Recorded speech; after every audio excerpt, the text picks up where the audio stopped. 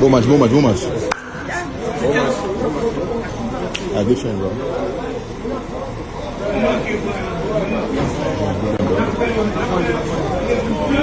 Vai.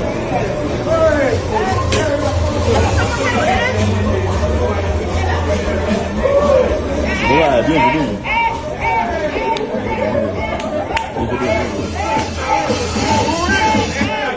Ouvindo a tua música?